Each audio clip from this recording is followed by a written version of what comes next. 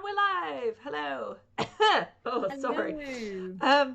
I don't think we've got any viewers yet, so we're just sitting here and Okay. chat. Yeah, should I Let's do the tweeting should thing. I open my open the video URL? Oh, I'm really sorry. My voice URL. has just gone. That's terrible. It's an excellent start to the That stream. happened to me last time, though, didn't it? That did happen. Hello, everyone. Sorry to cough at you. That's not deliberate at all. I've completely forgotten how. There's a way to do this so I can see what's happening. There we go. I'd forgotten how to do that, but now I can see what's happening. Okay, we have Jacob in chat. Hello, Jacob. Hi, Jacob. Thanks for joining us. Oh, we have a couple of people. It's just I've got like 5 different pieces of chat, 5 different pieces of tech telling me information, and I don't think it's getting through to all of them yet. So we are here. People are hopefully here with us. If you're not, well, you missed out and you can catch up later. Lucy, while we're waiting for people to, turn up, do you want to quickly introduce yourself and, say what you are? I mean, if you want to, you can say what you are. Say who you are and tell us a little bit about Sistersong.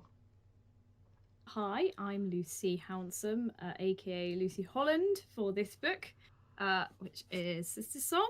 And sorry, I've still got flashing this orangey red delight at you because I don't have the finished cover yet, which will be blue and gold. But yeah, I'm the author of Sistersong. It's out in about 10 weeks now. I mean, when did that happen? When did 2021 happen? When did that happen? Oh yeah, happy 2021, everyone. Welcome to the new year. Oh, I saw on Twitter today, someone said that it's really pleasing that it's like the 21st day of the 21st year of like 2020. I don't know. And it was 9 o'clock and I was like, oh, that's going to be exciting. It's like loads of 21s. Yeah. I mean, that is quite nice. I mean, I sort of feel like that happens a lot until you get past like 31. But yeah, still exciting. Yes, so this is Lucy. Lucy has written a lovely book. It is available now to pre-order from all good online retailers currently in the UK. So good for saying that because I'm so bad at saying that you can pre-order this, but you can pre-order this really excitingly. And as Becky says, from all UK retailers. Yeah. Currently just UK, but you'll announce more as things happen. Yes. So, but hang on in there, other fans from abroad. Yeah. Because right now UK, but hopefully in the future. Anyway, and I'm Becky. I'm a maker and editor and mad person. And I thought it would be fun to make the bone harp that is a key part of Sistersong. Woo! Jacob has already pre-ordered the book. Woo! Thank you. That's very helpful. Thank you. All the pre-orders I can get, I'm very happy because it really helps. Makes my numbers look good. That's what we want. So Lucy can keep writing. Yeah, if Lucy gets good numbers, people pay her to write more books. So it is very true. They do. And I like to write books. I like to sit in my cozy room and make up stories, which I was told not to do at school. And so, because now I do that for a living. So I really couldn't have wanted anything else. Yeah, I mean, I think I was also told not to mess around with clay, daydream, and scribble, while I was meant to be doing maths. And these are not adult pursuits. Yeah. If they could only see us now. Anyway, so Sistersong, just a quick recap for those who haven't joined us for previous streams. Sistersong is based on the murder ballad, the Trois Sisters, the Bonnie Swans, the Draftsman's Daughter. Wind and Rain. It's literally, this is a murder ballad about a sister who kills her sister, and then a harp gets made from the body. And it exists in so many forms that if you go and Google it, you'll find like 50 different tellings, all with different names. So, but yours, Sistersong, was specifically based on, or specifically inspired by, is probably better to put. Well, it was inspired when I heard Lorena McKennett's version, which is the Bonnie Swans, which is just Lorena McKennett is amazing.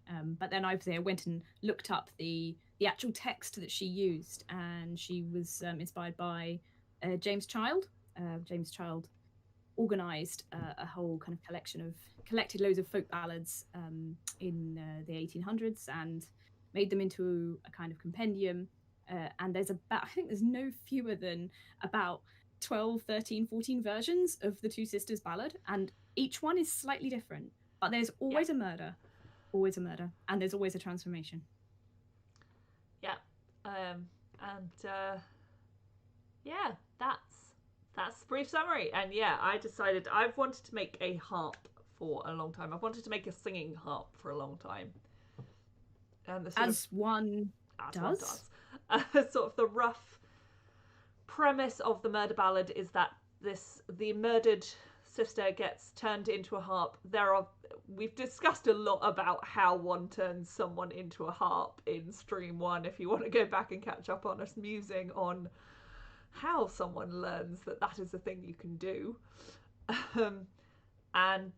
Yes, the harp then sings of its fate. So I've wanted to make a singing harp, and when Lucy said she was writing this book, I was like, ho, exciting. This is an opportunity to actually make a harp. And a creepy harp. A creepy harp, no less.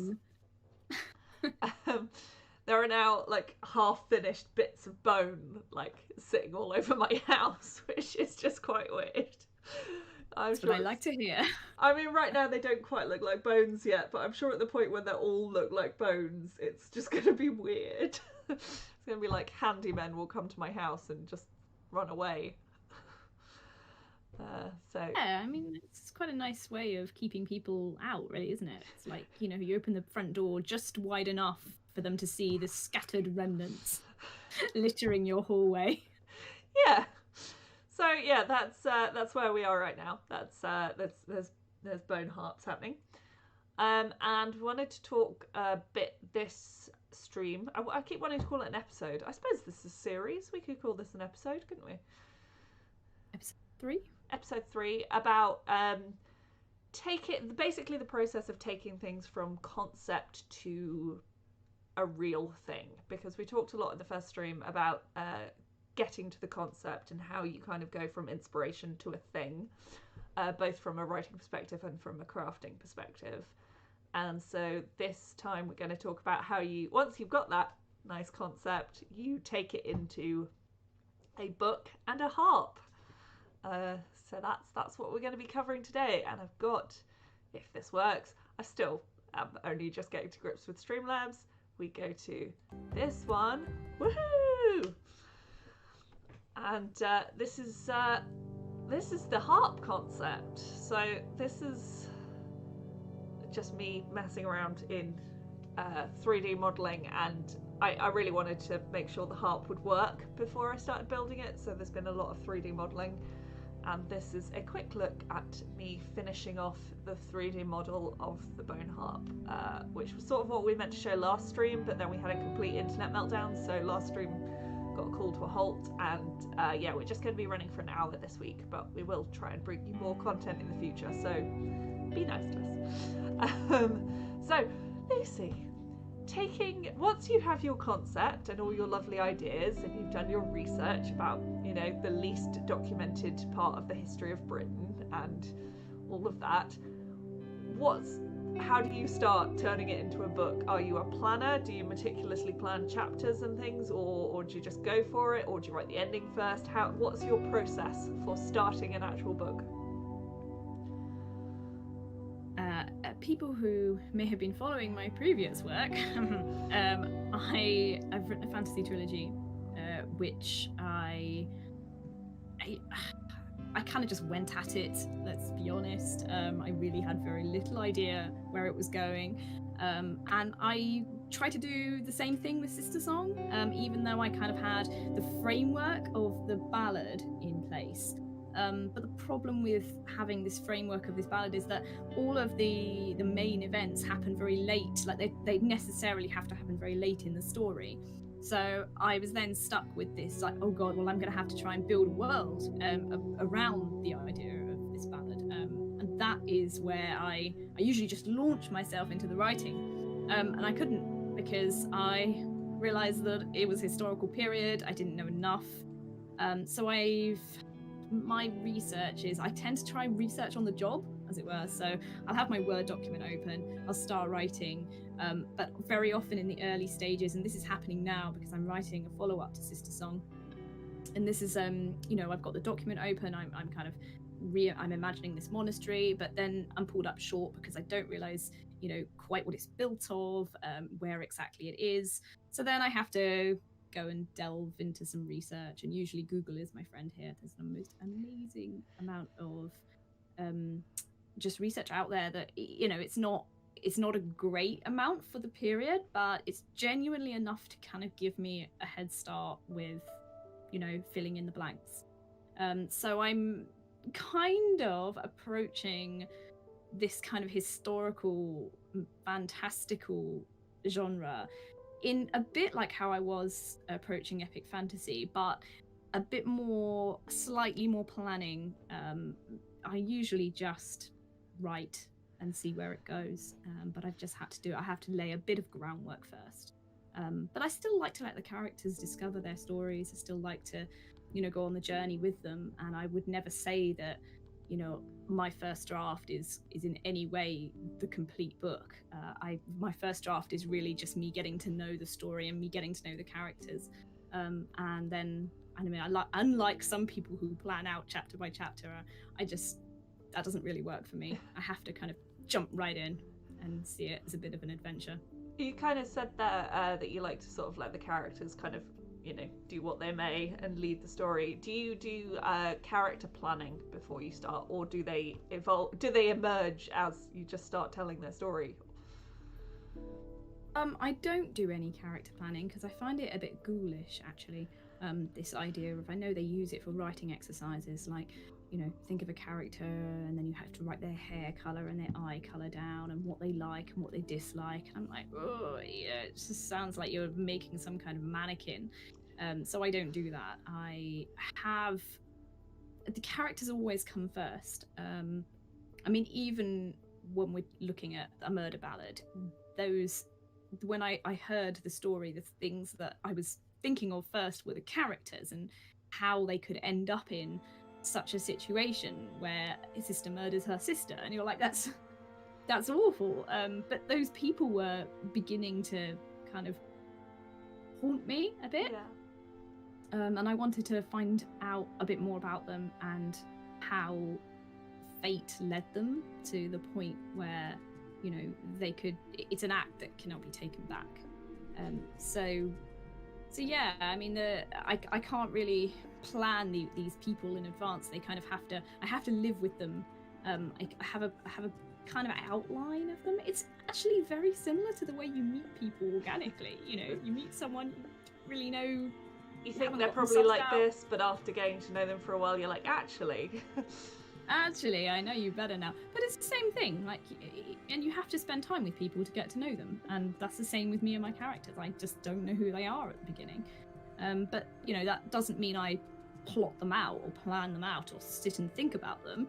I just let them tell me their stories, and I write the stories down. This does sound very much, a lot of authors have said this, that their authors their characters almost exist beyond them, and sort of you hear a lot of authors saying, well, I can't make them do that, and people going, well, why not? And they go, because they wouldn't do that. And it's like, you're the author, you're in control. But it seems, a lot of authors, and it sounds from what you're saying there, like your characters exist kind of, they're not just in your head, they are real people, and you're just kind of they're explaining to you what's happening almost. Yeah, that's exactly it. Yeah. They're it sounds, it's one of those cliches to say it, but every character is a facet of the writer. And they're all kind of part of me, but in a way, funnily, like, not part of me as well. So I don't feel that I can completely dictate what they do, and very often when you find that a scene isn't working, or you're stuck at a bit. It's probably because you're trying to make your character do something that is so out of character for them, or just that they wouldn't do. So usually if I'm in that situation, I kind of backtrack and think about how they got there, and think, well, actually, no, this would be a better, just listening to them a bit more, really. So, I mean, this sounds incredibly organic, and like the story just comes to you. Is that accurate? Or yeah? Sorry. Oh, she's one of those, everyone.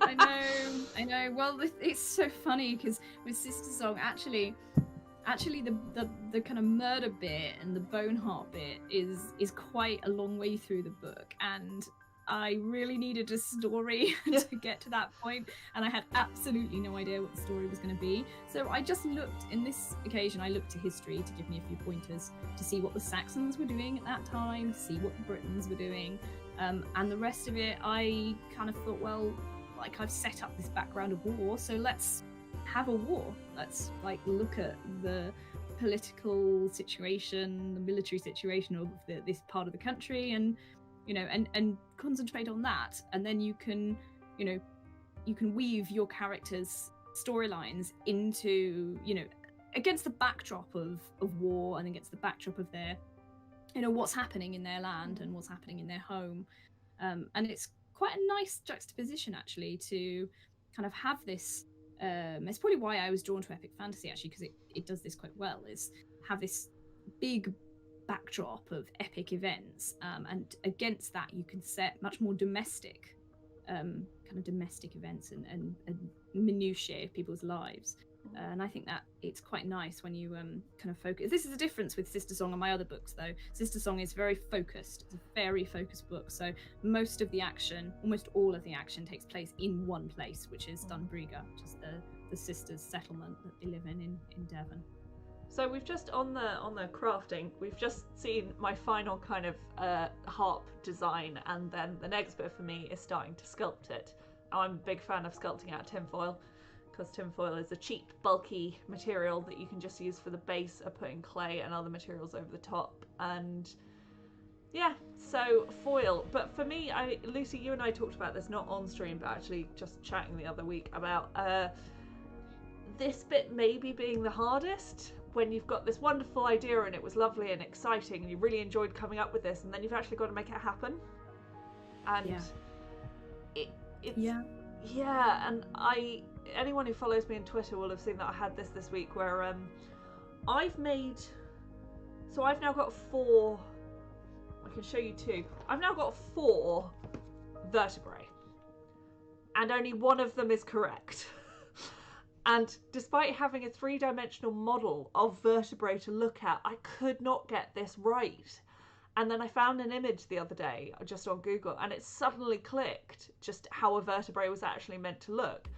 And it doesn't look that different, but actually loads in terms of the structure and how they fit together and which way the shaping falls and things has changed.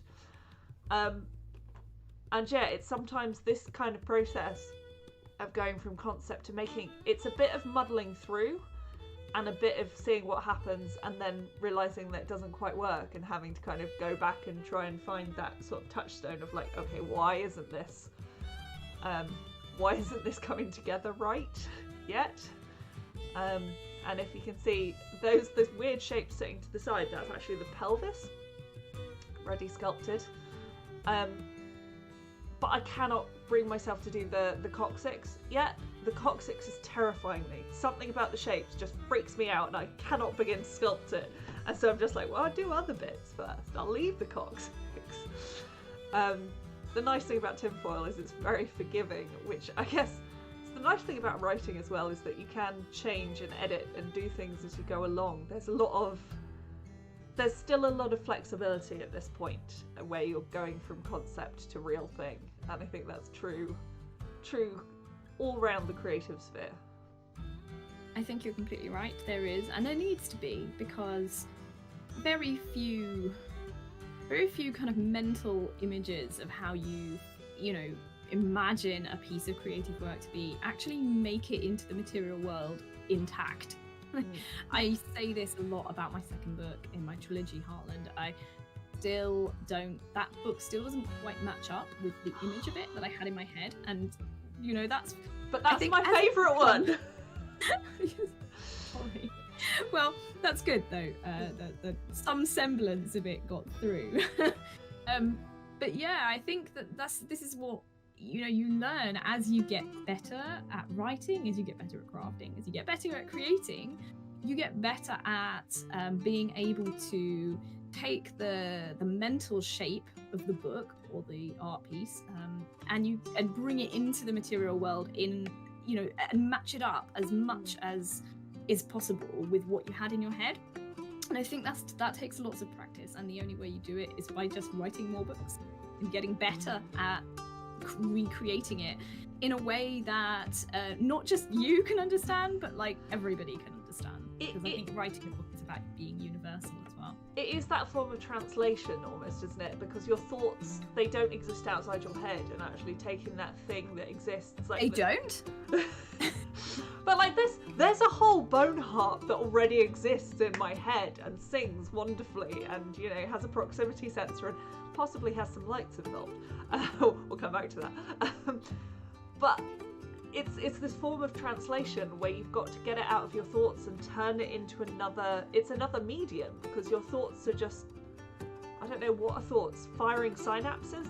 They're electrical impulses, aren't they? They're not, that's all thoughts are, and you've got to turn it into words or turn it into a three-dimensional object, and that's a whole, I don't know, I always said I wasn't good at languages, but actually this is kind of a form of translation.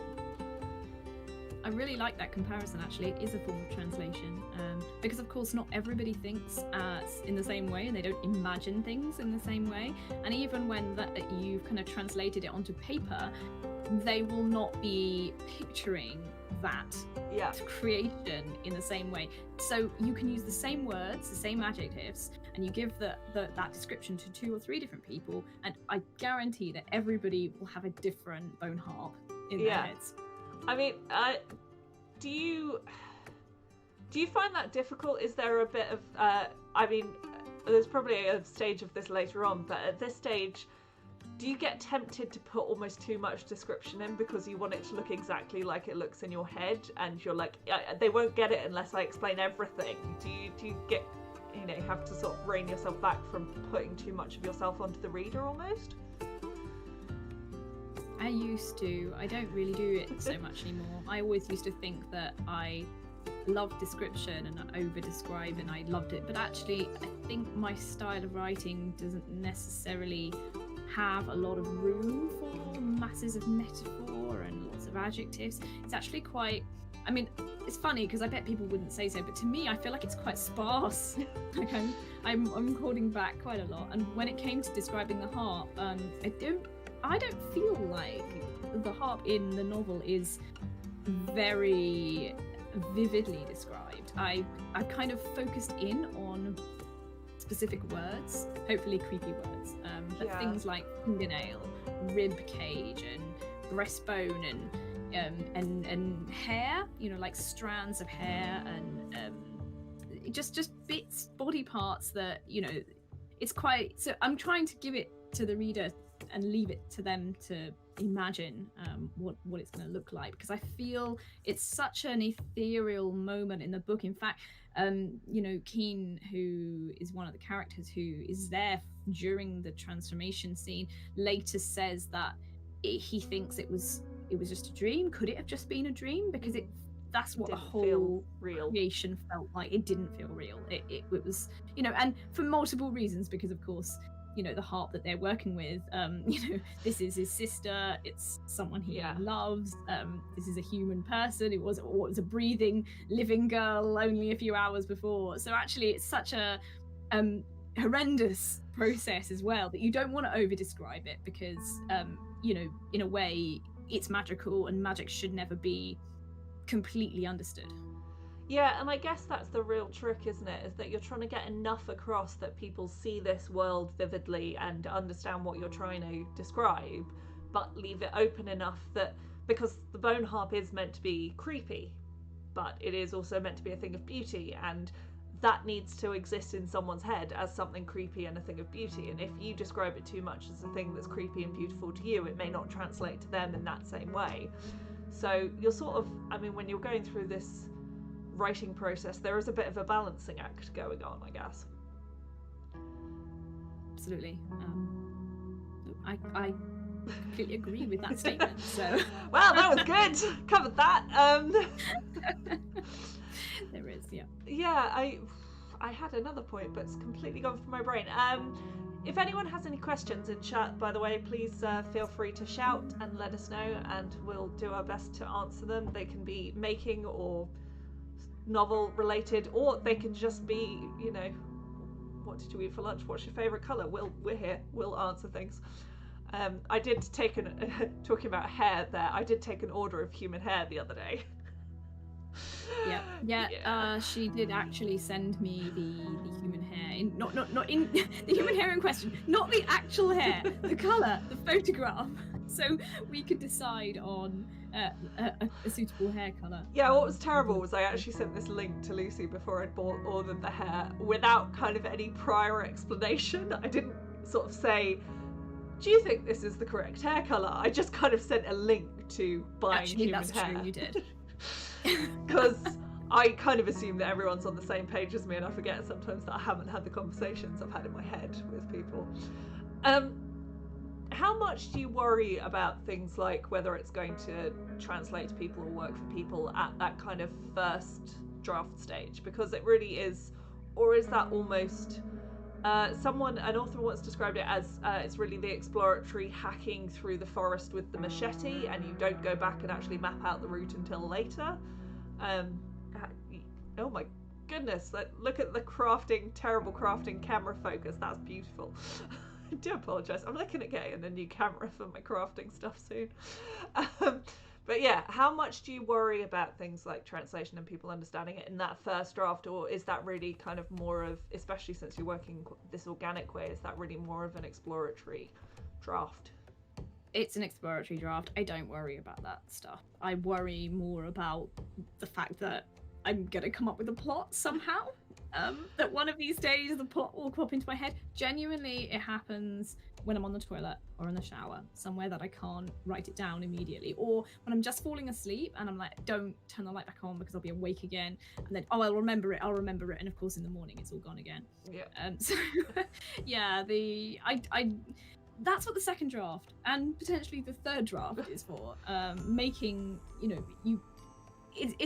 I'm sure you can sympathize with this, because it's a bit like, doing a really basic mold. I can imagine you're just arranging it into the shape that is vaguely gonna work. You haven't put any meat on the bones, that it's still a skeleton. It's still very much you're trying to get to grips with the story that you're telling. And it's and actually making that story quite pretty and easy for other people to kind of love. That comes later for me. I feel like, maybe there's the soul of it. I can get the soul of it down, but then tidying it up a bit. I mean, very often this is, I have an amazing editor, and we do have these sort of conversations sometimes that, my prose can get a bit, I try to do unusual metaphors, and sometimes my unusual metaphors are a little bit too unusual. Do they not quite work? And people are like, what are you trying to say here?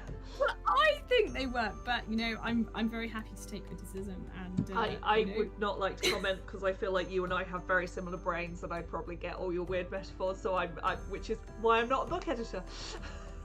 Yeah, I mean, I just try and pick a, when you think you come up with something that's really standard, the cliche cuts like a knife or something. I'll basically pick something else that might be a bit weird, and then that's a bad example. Slices like a cheese wire. I don't know. Huh? Slices like a cheese wire or something. Yeah, something like a bit that. More obscure. Just turn one of the words around, and and I'll do that, and sometimes it's okay. Sometimes it gets a pass. Other times, I get a little note saying, this is a weird image. It's a weird image, and it's distracting me from the story. So, Yeah. Yeah, I mean, I guess there's the same thing here in that, you know, like my foil sculpt is it's your first draft, is sculpting with foil, is me just making the rough shape and going, yeah, that could be a vertebrae one day, and then really here putting on the clay is trying to start forming it, but it doesn't come to life until that last minute. Like, this is a collection of stuff I've been filming since December because it's sort of me making more, and it's my prototype, which I did kind of, it's this little one, there's more making of this coming up, which I did from start to finish with paint effects and everything. But now that I'm actually building the whole harp, it's building everything in foil, then building everything with clay, then painting everything. Like, it doesn't all come together until that last stage, and you just keep getting a little bit closer each time. Is there ever a point where you look at it and just go, this is a horrible mess? Yes, what in am fact, I doing? for those that have followed any of my craft streaming or do any craft themselves, you'll see in a minute some washes. Washes are stressful, so I'll just talk about washes. So washer is washing something, and it's how I've got the detail and the grey and the shading on this. But it basically involves covering your entire beautifully made sculpt with black paint. Completely. And it looks terrible. And you just think for a brief minute, you think, I've broken it, everything is terrible. But yeah, so that's always stressful. Also, it's one of the last things you do, so it really can, like, you have to have a lot of faith in your painting abilities for that. But I think until it gets to the final point, that it doesn't look, a lot of crafting doesn't look brilliant until you finish it. And it's a lot of picturing in your head, knowing what it has the potential to be rather than what it is currently. And that kind of, you have to keep that image of what it can be in your head while you're in the stages of it doesn't look anything like that yet.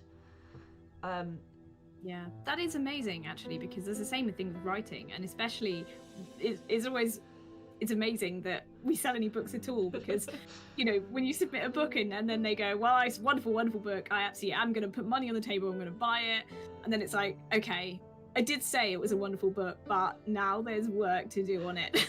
I'm going to make it more wonderful. So clearly there's something similar in that you know, editors can see a book and they can be like, well, this is great, and I can see all the promise in it, but there's further work to do. But it's, in a way, it's encouraging that they can see that there is promise there, and it means that you don't have to be submitting I mean, it's great if you can submit a masterpiece for like first time, but you know, it doesn't have to be a total masterpiece. It can be, you know, your best shot without an editor looking at it with fresh eyes. Yeah, I think Alienette just in chat saying I love the speed up. Yeah, this took me a lot longer than we're showing, because otherwise this would be a lot longer stream. And Jacob saying modelling is a lot of spending an hour on something, then asking yourself, what am I doing, then starting from scratch. Yeah, like the fact that I now have four vertebrae that are all completely different, because I kept looking at it and going, it's not right, I'm gonna have to build another one.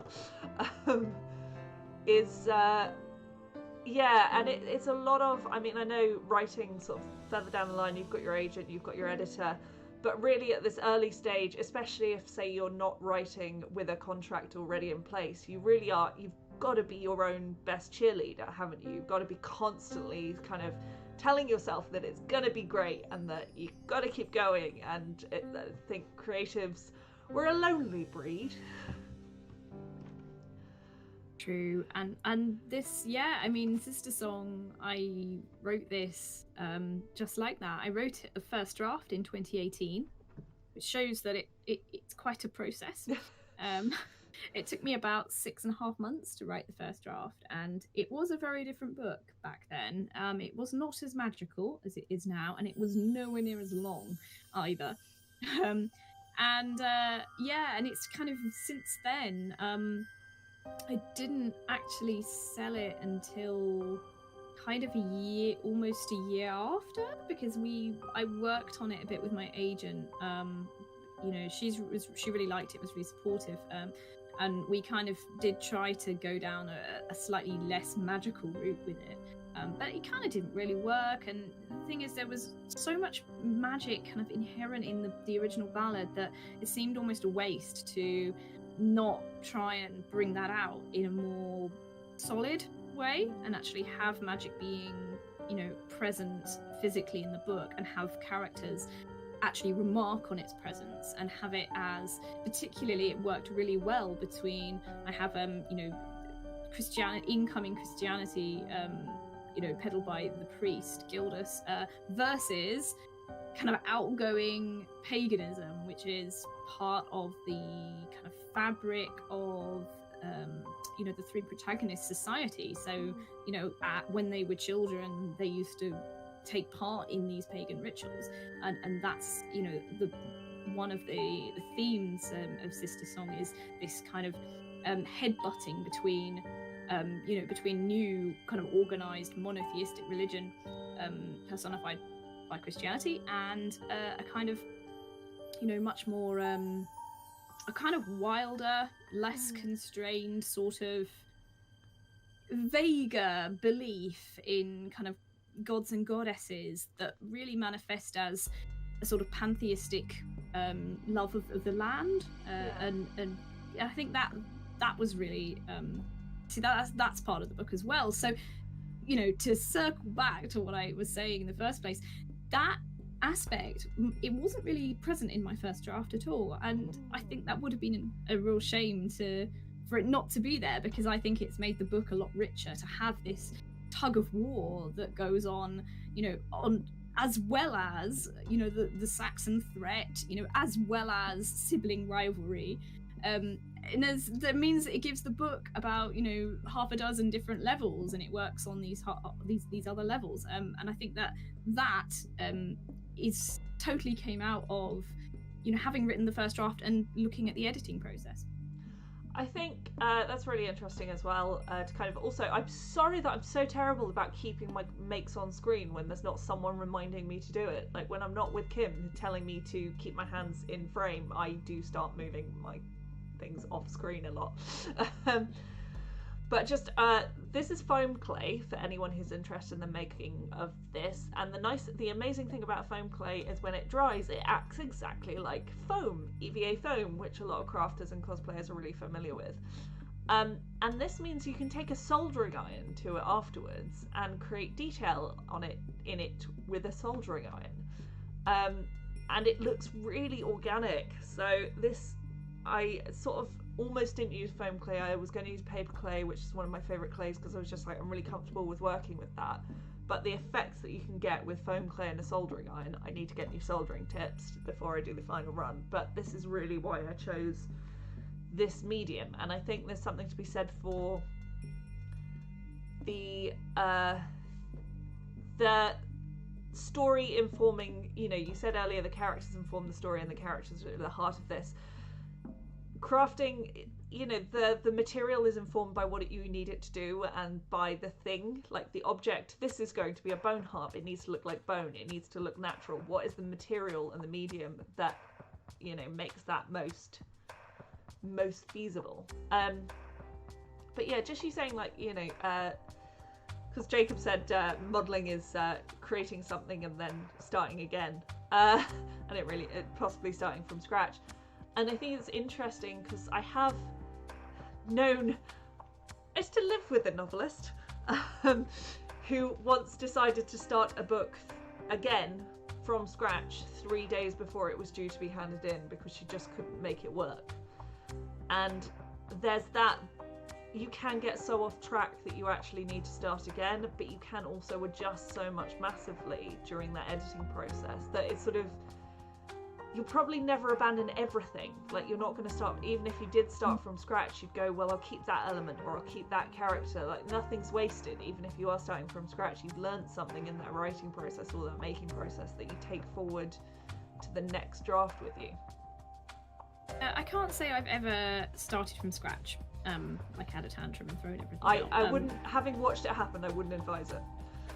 Yeah, I don't know, I couldn't bear it, you know, like, there's so much work, I've done so much work, you know, I can't just throw that away.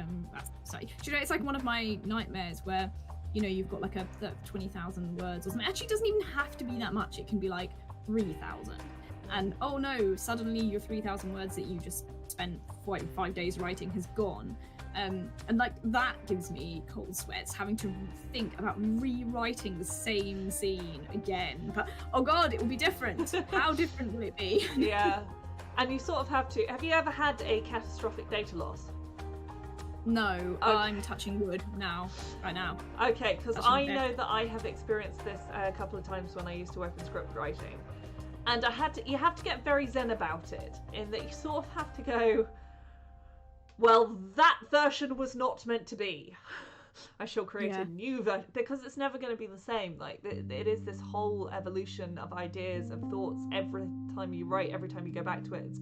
If you wrote Sistersong now, again, it would be different. Oh.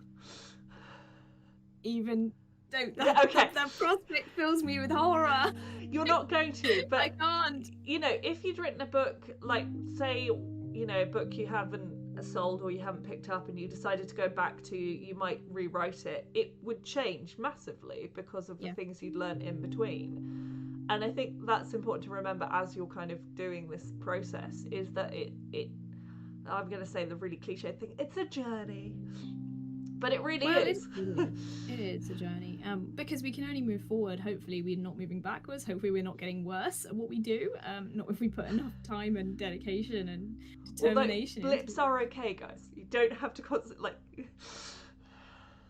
Yeah, no, I was saying it's hopefully it's not a sort of regression, because that'll just depress me, you know, like, oh, can you imagine I have to get sucked back to when I was like 15 and writing that dreadful novel, which I did write a dreadful novel when I was 15, and yes, I did try to revisit it, and I did try to rewrite it, and you know what, I badly failed, because it could not be rewritten. But I also think there's, you know, the double-edged sword of, if you've had a lot of success really early on, is that, you know, even if you feel like you're improving as a writer, nothing you make may match up to that first kind of high-flying, and it's really tricky when that happens to try and keep that positivity and keep that, no, I'm still growing as a writer, even if, you know, people don't respond to this as well. Sometimes it's just wrong book, you know. You know, Patricia McKillip, one of my favourite authors, wrote a fantasy masterwork called The Riddle Master's Game, and that is a trilogy, and I think she wrote it when she was 29 or something sickening like that, and it is like a masterpiece, and it's really funny because even though I mean I think it is brilliant, and there's a subsequent book of hers that I think is also really, really good, but in a way I just wonder, like, she's never written anything quite to equal that, but that's because of it's so epic in scale. I don't think she could. I feel like this is it stands alone in her repertoire as being this incredible masterwork.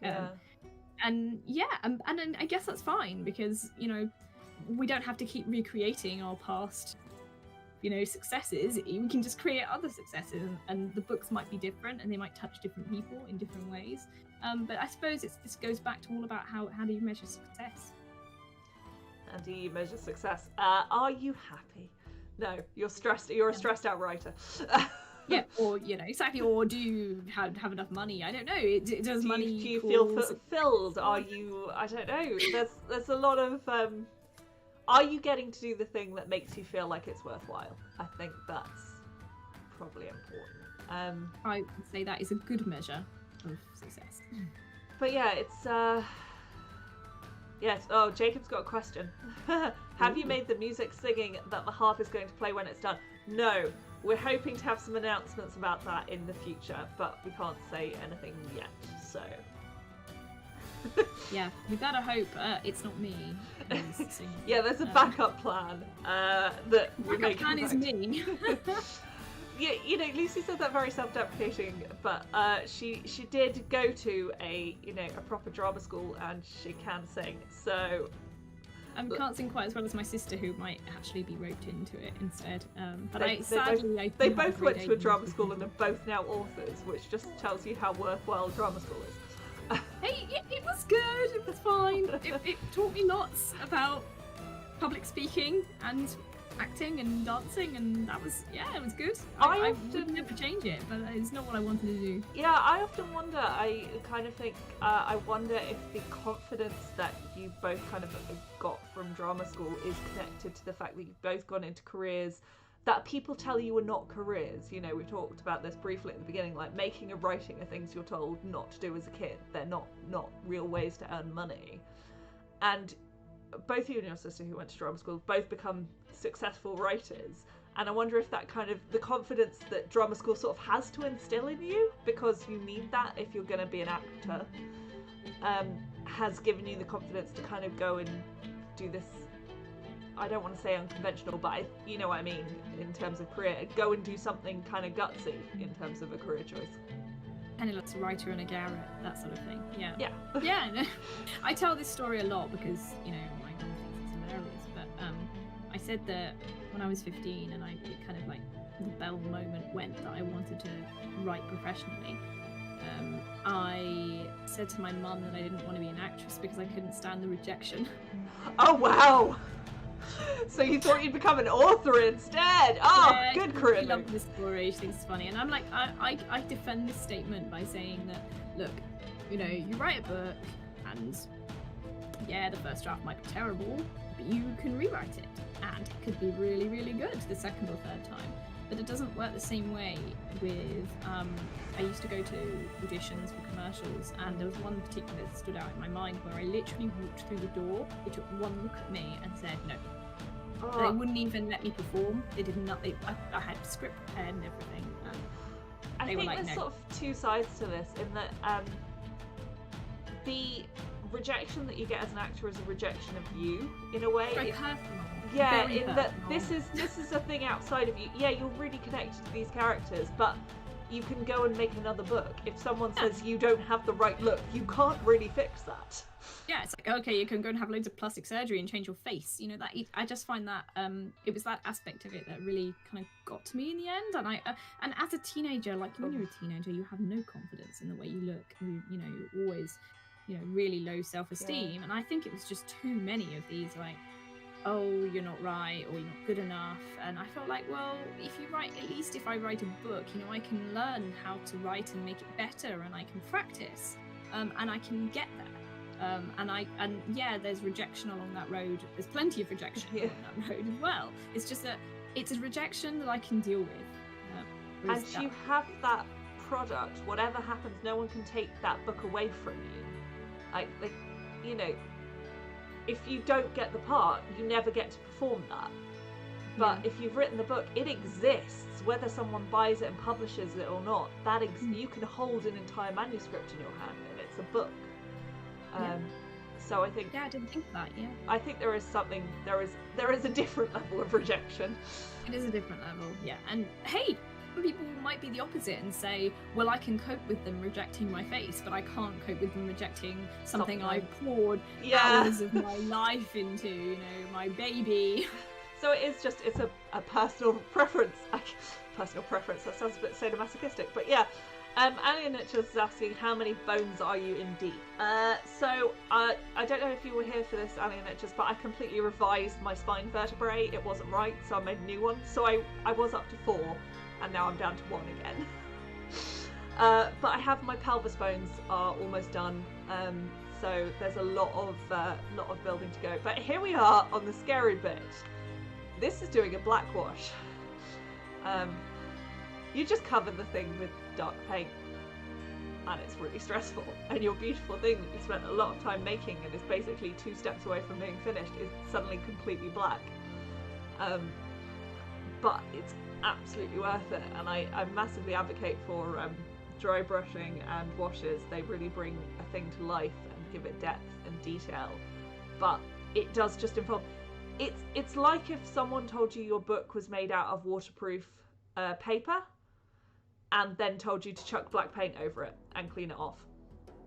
Yeah. That's terrible. Yeah. Oh my god.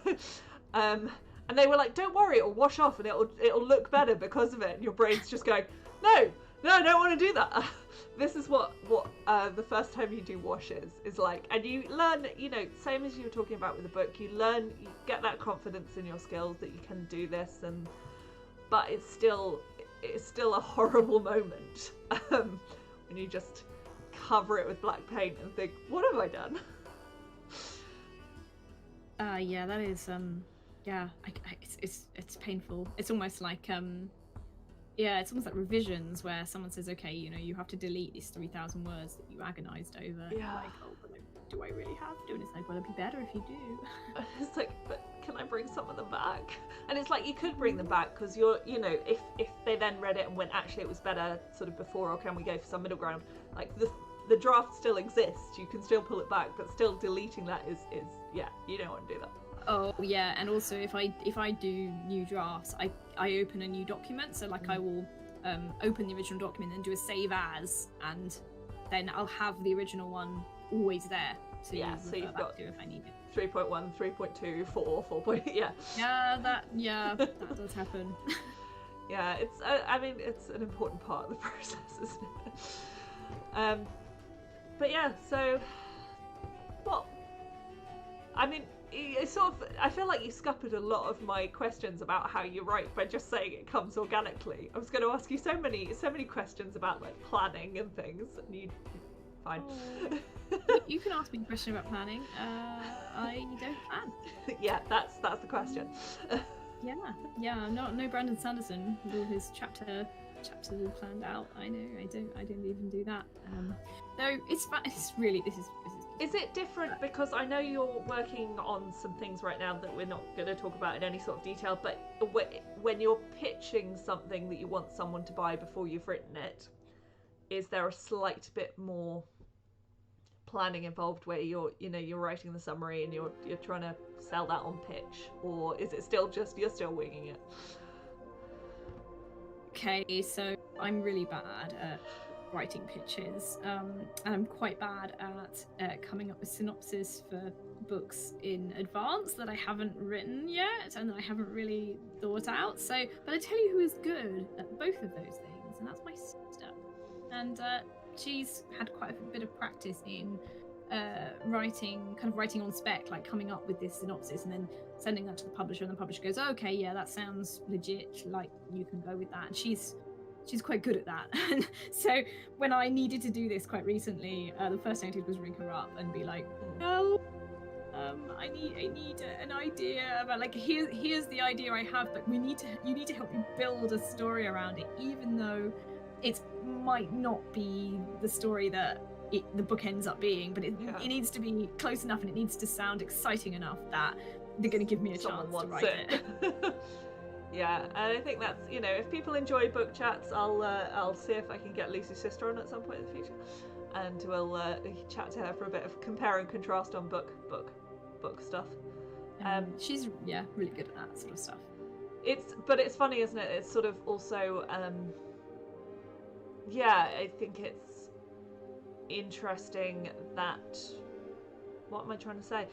That there is no one way of doing this. It really is. Everyone does this differently, and everyone works in their own way. And sort of comments coming in about making, Alianet just saying, this is why I like digital sculpting and 3D printing. I can just 3D print a new one. I did when I had the full harp made. I was like, should I just print this? But I really love making things with my hands, especially stuff that's going to wants to look organic. I think you can't quite get that finish in 3D printing yet, and so I didn't 3D print it. And yeah, Jacob saying when you said Blender was confusing, I just want to say that it's so worth it when you get past that arduous first task of learning how the software works. I'll go back to Blender. Blender's a 3D modelling software that I haven't got to grips with yet. And I really like Mesh Mixer, and I really like Sculptress, because Sculptress is like using clay but in digital, and that's really fun for me. But yeah, we'll see. I have a slight problem, and I think this is probably the nice thing about writing, is that you write. Saying I make means I know how to 3D model, and I also know how to use clay, and I also know how to draw, and I can also laser cut, and I can also paint, and I can also... I do want to learn Blender, but at the same time I also just want to make stuff with clay, and I sort of don't want to get too distracted from that by, oh look, I learned how to use Blender. So it's, It's it's yeah, I guess, I mean, you've sort of got this as well compared. Not, I don't want this to turn into a complete comparing you to your sister thing. We've run out of craft streams. We'll go back to our mainstream. Fine. But you are very focused, I would say, as a novelist in terms of your writing, whereas your sister does a lot of other writing. She does some writing for games. She does a bit of scripting, and I don't know how that differently affects the way you write and the way you kind of think about writing, but I'm sure it has an impact. And it's, again, I reckon, probably a personal preference into how you like to structure and what confines you like to have in the way you work. I think, yeah, there's something. Yeah, she's very much more versatile than I am in her writing. But I don't think that's a bad thing. I don't think I'm quite single-minded. I don't, but yeah, I don't think the single-mindedness is a bad thing. And I think, there's sometimes those of us who do multiple things, you end up just sitting there. Like, sometimes I'll be trying to when I was trying to start the harp, and this is sort of going back to our trying to take something from concept to making, there were so many options on how I could make it. I could make the base out of foam. I could make the base 3D printed. I could make the base out of foil. I could carve the base. I could then cover it with clay. I could do paper mache. I actually couldn't kind of start it because I knew too many ways of doing it. And almost in a way, if I was a more single-minded maker, I wouldn't have got overwhelming. Ali and Netcher's come in saying, we have a saying in Dutch that says better good at everything than an expert at one. We have the opposite saying in English, which is jack of all trades, master of none, where if you know too much about everything, you're not good at anything. So it's interesting that, like, the Dutch saying is the exact opposite, almost, than what we have. Oh, Lucy's gone leaning down for something. Oh, guys, the stream just got... I feel like now our viewer count should suddenly go up because look, there's a cat! This is Pushkin, if I'm right. This is Pushkin Wushkin, as I know him. There's another one on my bed as well, but you can't see her. I don't know why I have two right now. The other one hardly ever comes in here. You do have two cats, so this is why you have two. Yeah, but the other one hasn't come in because this black one is my cat and we have a bond, and the other cat is a bit jealous of that, so she never comes in here because it's the other cat's territory kind of thing. But she's in here. She's sitting, lying asleep on my blanket on my bed, so I can't see this ending well. So Lucy has two cats, Pushkin, who you just saw, and Fizzgig. Fizzgig, who is also affectionately known as Big Gig because she is big. Yeah, not as big as she used to be, though. She has diabetes now. She's been on a diet. She was getting fed a lot of treats. She's just a real lazy cat who didn't do enough exercise, and that's what happens. Sadly, she's okay. She's fine. Good. I'm glad I just have to inject her twice a day. Well, that was. We've got like we have this coming. Cat medication, of course. Jacob has asked, when you make electronic things for crafts, do you enjoy writing lots of complex code and fancy circuitry, or just using pre-done internet guides? I enjoy a bit of both. I'm one of those people who really enjoys a challenge, so I will find pre-made internet code. It's nice. Lucy, you'll probably have found this. I mean, it's been sad this year because there have been no conventions, so there's a bit of a lack of the community for the lonely writers. But lonely crafters, especially coders, there's a wonderful community of coders, and everyone is just like shares their code. And so if you don't know how to code and you want to make an electronic do something, you can find the code online.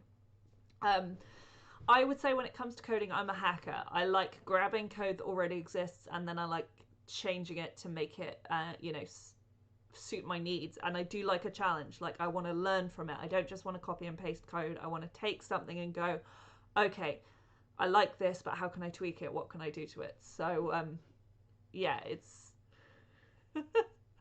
you're right there.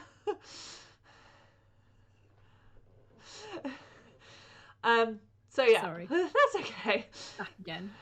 So yeah, I like adding to things, and learning from things and challenging myself to not just copy and paste something, but to kind of push my skills. I think what you were saying earlier, I want to improve on every project I do, and if I'm just copying and pasting stuff, I'm not actually learning. I want to learn how. I want to take the code and break it and rebuild it in my own way. So I think, because otherwise my skill set is kind of where it is, and it's sort of like you do want to improve, I think. Yeah. Master. It's going back to mastering your trade and stuff. So yes. I hope I can, keep, not saying that, the next book I write is going to be better than the one before. It might just be slightly different. It's going to be a new avenue, I guess. New adventure, yeah. Everything, yeah, because, even just the shift I've already made from writing, secondary world epic fantasy to writing historical folktale, shrinking the camera view right down, that's challenged me enormously. Yeah. To have to, going down this different direction. So, and that's been amazing for my writing, I think. But then I have to say, I'm really glad that I wrote the trilogy before Sistersong, even though the Sistersong idea has been with me for like 9 years or so. I'm glad that I kind of did it in this order. Practice. Yeah, because writing the trilogy gave me a lot of practice. Yeah. I think, every new project is a new adventure is an excellent place to leave it for this time. Sure. So yeah, we're going to be doing slightly shorter streams just in the future, but we are going to maybe try and do a few more around launch, so they might get a bit more regular. And we'll start, by the book, we'll try and do some fun things around launch, since people can't be in bookshops. And yeah, but thank you everyone. Show the book off. Hopefully show a harp off soon as well. But thank you everyone for joining us. Thank you to Lucy, who's on that side of my screen. Thank you to Becky, who is on that side of my screen. And yeah, there'll be lots more updates from both me and Lucy. You can follow us. Our Instagram and Twitters are down here. You can follow us online for more information. Sistersong is available. Please go pre-order it. It's coming out in April, so get on that now. And yeah, we'll see you next month. We will, for more chat and more cat. More chat and cat. Perfect place to leave it. All right. Goodbye, everyone.